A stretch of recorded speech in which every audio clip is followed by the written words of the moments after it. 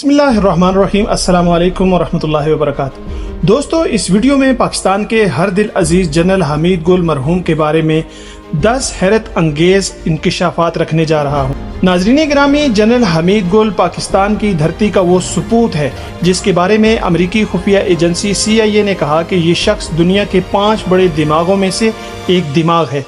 अमरीकी हुकूमत ने हमीद गुल का नाम दुनिया के खतरनाक तरीन जनरल्स में शामिल कर रखा था।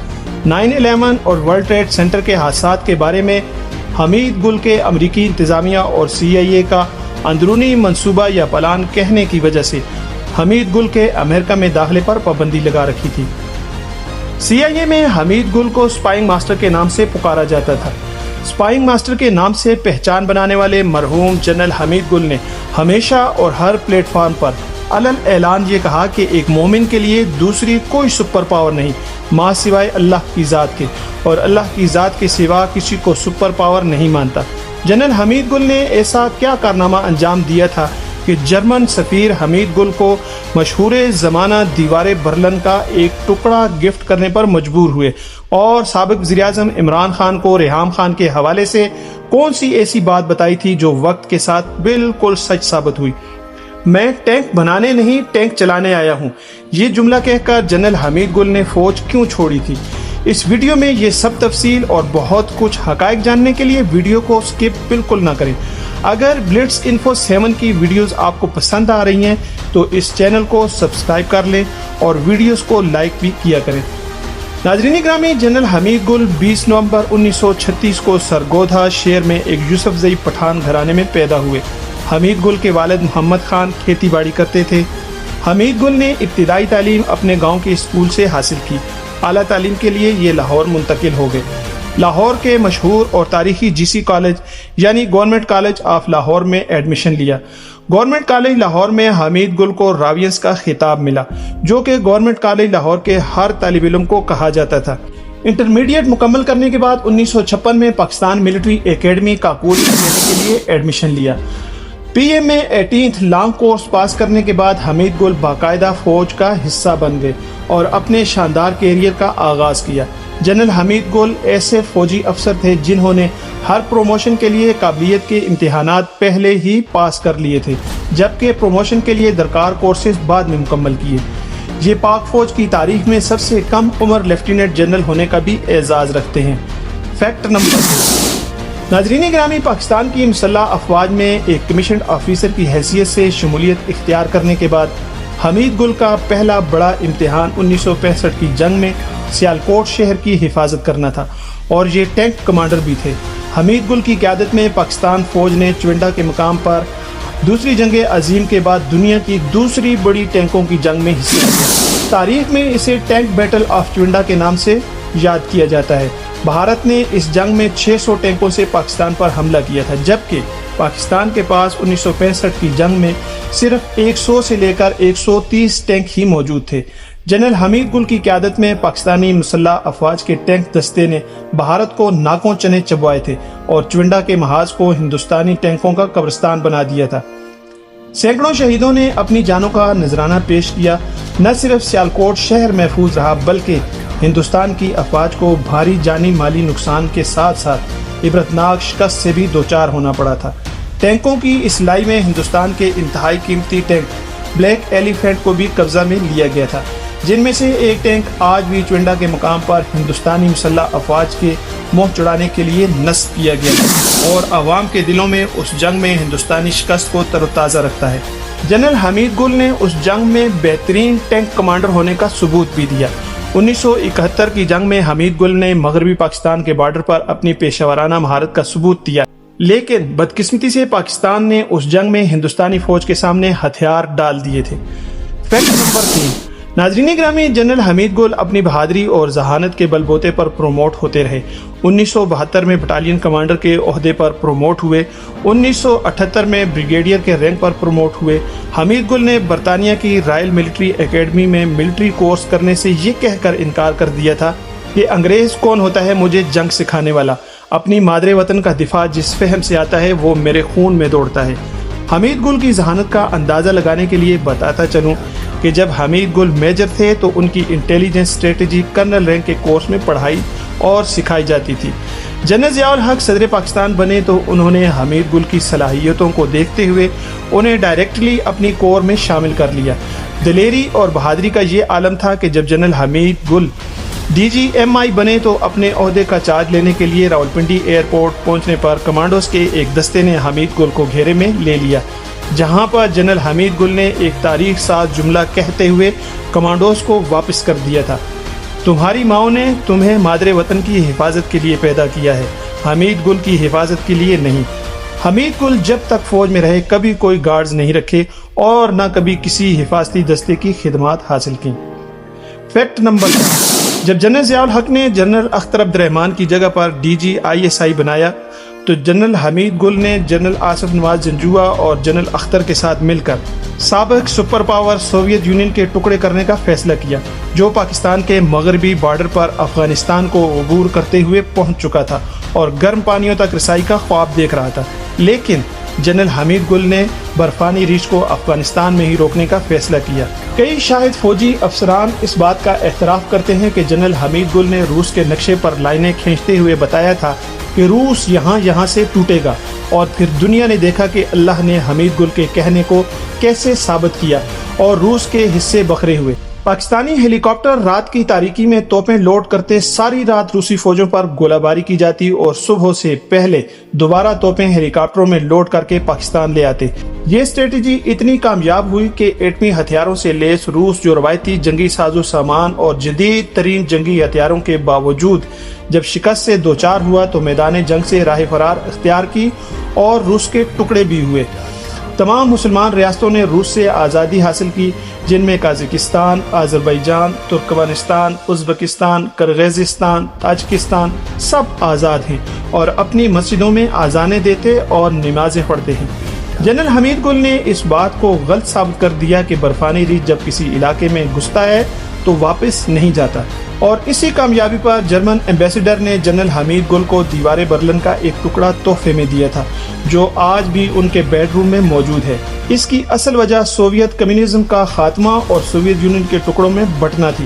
ناظرین گرامی، جنرل حمید گل کا وہ نقشہ آج بھی پاکستان ملٹری اکیڈمیز میں موجود ہے جو لائنیں لگا کر حمید گل نے بنایا تھا اور آج بھی نئے افسران کو تربیت دینے کے لیے استعمال کیا جاتا ہے۔ فیکٹ نمبر 5، 1988 میں جنرل ضیاء الحق اور جنرل اختر عبد الرحمان امریکی سازش کے نتیجے میں بہاولپور میں C-130 کے طیارہ میں شہید ہوئے اور جنرل مرزا اسلم بیگ نئے آرمی چیف نامزد کر دیے گئے، جس کے بعد محترمہ بینظیر بھٹو پاکستان واپس آئیں اور عملی طور پر سیاست شروع کر دی۔ اس وقت جنرل حمید گل ISI چیف تھے۔ انہوں نے IJI کی بنیاد رکھی اور پوری کوشش کی کہ بینظیر وزیر اعظم نہ بن سکیں، جس کی بنا پر بینظیر اور حمید گل کے درمیان شدید اختلافات پیدا ہوئے۔ جنرل مرزا اسلم بیگ نے حمید گل کو ISI چیف کے عہدے سے ہٹا کر کور کمانڈر ملتان لگا دیا۔ مرزا اسلم بیگ کے بعد حمید گل چیف آف آرمی سٹاف کے لیے فیورٹ تھے، لیکن امریکی مداخلت پر جنرل آصف نواز کو آرمی چیف لگا دیا گیا، جبکہ حمید گل کو ٹیکسلا ہیوی میکینیکل انڈسٹری کا سربراہ بنانے کے لیے نامزد کیا گیا۔ لیکن جنرل حمید گل نے یہ کہتے ہوئے 1992 میں فوج سے ریٹائرمنٹ لے لی تھی کہ میں ٹینک چلانے آیا ہوں، ٹینک بنانے نہیں، لہٰذا میں مینیجر کی نوکری نہیں کر سکتا۔ کور کمانڈر ملتان کی حیثیت سے جنرل حمید گل نے فوجی مشقیں ضرب عزم منعقد کروائیں، جو بھارت کے لیے کھلا چیلنج تھی۔ جنرل حمید گل پکے سچے اسلام کے سپاہی تھے اور مذہبی حلقوں میں حمید گل کو بہت تعظیم اور عزت کی نگاہ سے دیکھا جاتا تھا۔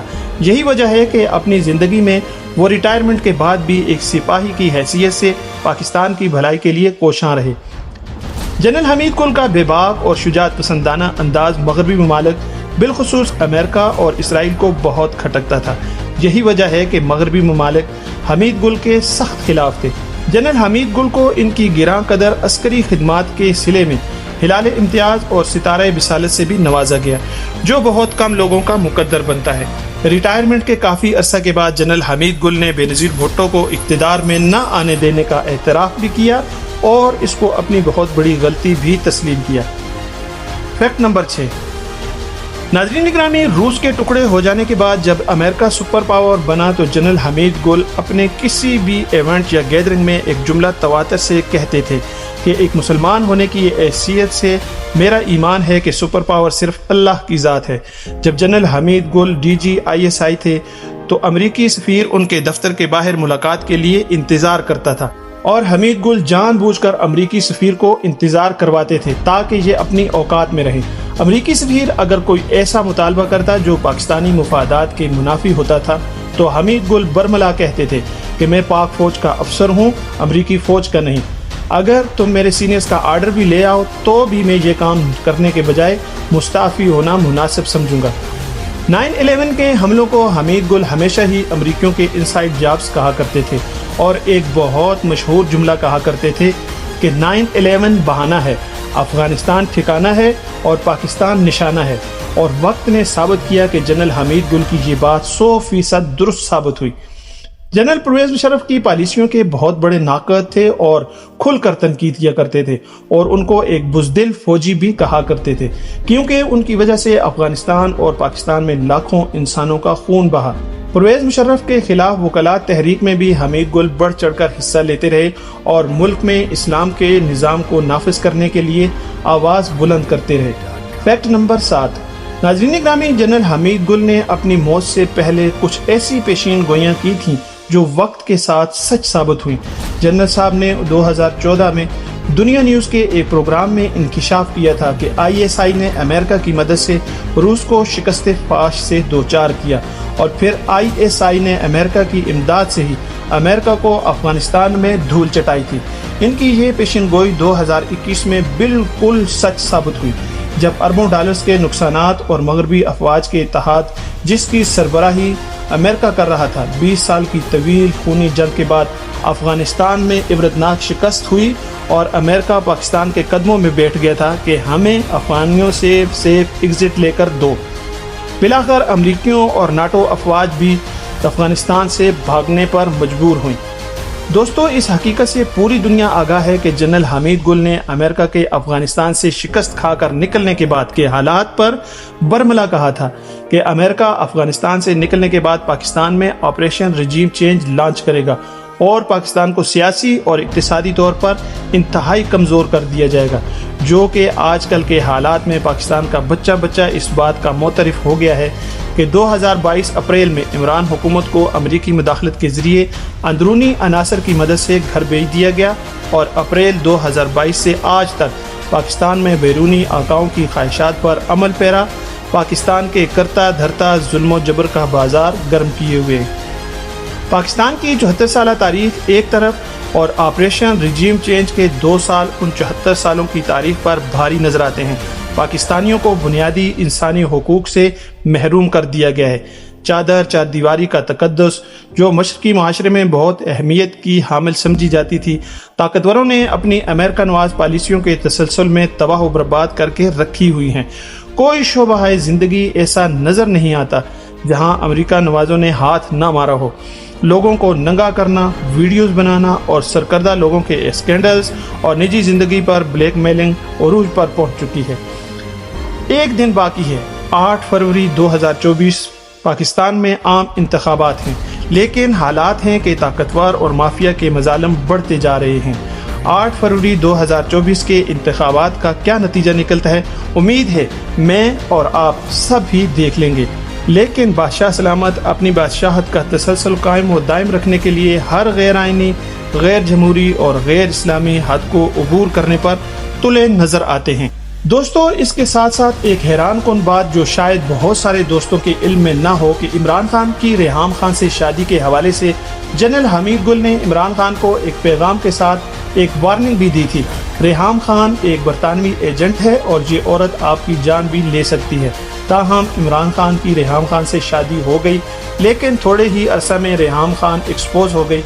بتایا جاتا ہے کہ ریحام خان نے عمران خان کو زہر دینے کی کوشش کی تھی، لیکن وہ اپنے پلاٹ میں ناکام ہو گئی اور ریحام خان کو عمران خان نے طلاق دے دی تھی۔ پھر اس عورت نے عمران خان کی جئی تئی پھیرنے کی بھرپور کوشش کی، ایک کتاب بھی لکھ ڈالی جو مبینہ طور پر پاکستان مسلم لیگ نون کی فرمائش پر لکھی گئی تھی، جسے کوئی باغیرت شخص کم از کم پڑھ نہیں سکتا۔ Fact number 8۔ دوستو، جنرل حمید گل سے ایک انٹرویو کے دوران جب اینکر نے ان کے اثاثوں کے بارے میں دریافت کیا تو جنرل صاحب نے بتایا کہ ان کو فوج سے ریٹائرمنٹ کے بعد 2 پلاٹ اور 56 ایکڑ زرعی اراضی ملی تھی۔ دونوں پلاٹ ایک راولپنڈی میں اور ایک اسلام آباد میں ہیں۔ اسلام آباد کے پلاٹ پر انہوں نے گھر بنایا اور اس کے علاوہ ان کے بیرون ملک یا اندرون ملک کوئی جائیداد یا مالی اثاثہ جات نہیں ہیں، اور یہ بات مبنی بر حقیقت تھی کیونکہ جنرل حمید گل کے ناقدین بھی کافی تھے جو ہر وقت ان کے اثاثوں کی کھوج میں رہے، لیکن نہ تو اندرون ملک اور نہ ہی بیرون ملک ان کو حمید گل کے کوئی اثاثے ملے، اور جنرل صاحب ہمیشہ سرخرو رہے۔ حمید گل نوجوانوں کو ہمیشہ قائد اعظم محمد علی جناح کی 1 جولائی 1948 کی تقریر سننے کا مشورہ دیا کرتے تھے، کیونکہ ان کا ماننا تھا کہ پاکستان کی بقا ویسٹرن سٹائل ڈیموکریسی میں نہیں بلکہ اسلامی صدارتی نظام میں پنہاں ہے۔ 1 جولائی 1948 کو اسٹیٹ بینک آف پاکستان کے افتتاح کے موقع پر نوجوانوں کو پاکستانی ریاست کے خد و خال اور نظام حکومت کے بارے میں واضح الفاظ میں بتایا گیا تھا۔ اس تقریر کے دوران قائد اعظم نے لیاقت علی خان کی پاکستان کی افتتاحی اسمبلی کی تقریر اور قرارداد مقاصد کو ضرور پڑھا کریں تاکہ اس ملک کے خداداد کی بنیادیں مضبوط ہوں اور ایک پھلتا پھولتا پاکستان آپ کا مقدر ہو۔ فیکٹ نمبر 10، 15 اگست 1915 کو حمید گل اپنی فیملی کے ساتھ مری جا رہے تھے۔ دوران سفر ان کی طبیعت بگڑی اور جنرل صاحب کو برین ہیمریج ہو گیا۔ ان کو فوری طور پر ہاسپٹلائز کر دیا گیا، لیکن وہ دن کہ جس کا وعدہ ہے ہم دیکھیں گے وہ وارد ہو چکا تھا۔ جنرل صاحب اسپتال پہنچنے کے تھوڑی دیر بعد ہی دار فاری سے عالم برزخ کی منزلوں کو نکل چکے تھے۔ ان کی ڈیتھ کنفرم کر دی گئی۔ جنرل حمید گل کے انتقال پر پاکستان سمیت پوری اسلامی دنیا افسردہ ہو گئی، لیکن وہیں دوسری جانب دشمنوں نے حمید گل کے انتقال پر مسرت اور خوشی کے شادیانے بجائے۔ بھارتی تو بالخصوص جنرل حمید گل کو حاضر سروس جنرل ہی سمجھا کرتے تھے، کیونکہ ان کا انداز گفتگو بھارتیوں کو ایک آنکھ نہیں بھاتا تھا، جبکہ امریکہ اور اسرائیل تو حمید گل کو خطرناک ترین جنرل کہتے تھے اور امریکہ میں جنرل حمید گل کے داخلے پر پابندی لگا رکھی تھی۔ بھارتی صحافی گوتم شرما نے حمید گل کی موت پر تبصرہ کرتے ہوئے کہا کہ حمید گل اکھنڈ بھارت کی راہ میں سب سے بڑی رکاوٹ تھے۔ بھارتی پنجاب میں خالصتان تحریک اور مقبوضہ بھارتی کشمیر میں جہاد انہوں نے ہی برپا کر رکھا تھا۔ ہندوستانی برملا اس بات کا اعتراف کرتے ہیں کہ یہ حمید گل ہی تھے جو بڑی کامیابی سے ہندوستان کے خلاف اپنے اہداف کو کامیابی سے ہمکنار کیا کرتے تھے۔ افغانستان میں روس کے خلاف جنرل حمید گل کی بہترین حکمت عملی کا ہی یہ اثر تھا کہ ایک سپر پاور روس کو افغانستان میں گھٹنے ٹیکنے پڑے تھے۔ کسی صحافی نے ایک بار حمید گل سے پوچھا تھا کہ کیا آپ اپنے دیے گئے بیانات پر قائم ہیں، تو انہوں نے مسکرا کر جواب دیا تھا، میرا نام حمید گل ہے اور میں اپنے بیان پر تا دم مرگ قائم ہوں۔ جنرل حمید گل اسلام آباد کے قبرستان میں مدفون ہیں۔ اپنے ناظرین اور سامعین سے درخواست گزار ہوں کہ مرحوم حمید گل کے لیے ضرور دعائیں مغفرت کریں۔ جنرل حمید گل ایک غیرت مند، سچا، پکا مسلمان سپاہی تھا جو آخری دم تک اپنے ملک اور قوم کے ساتھ کھڑا رہا۔ اللہ ان کے درجات بلند فرمائے، آمین ثم آمین۔ ناظرین گرامی، یہ ویڈیو اگر آپ کو پسند آئے تو اس کو لائک ضرور کریں، چینل پر نئے ہیں تو چینل کو سبسکرائب کر لیں، بیل آئیکن کو پریس کرنا بالکل نہ بھولیں۔ آپ سب کے دیکھنے سننے کا شکریہ۔ اپنا، اپنے عزیزوں، رشتہ داروں، دوستوں کا سب کا بہت سارا خیال رکھیں۔ دوسری ویڈیو تک اللہ حافظ و ناصر۔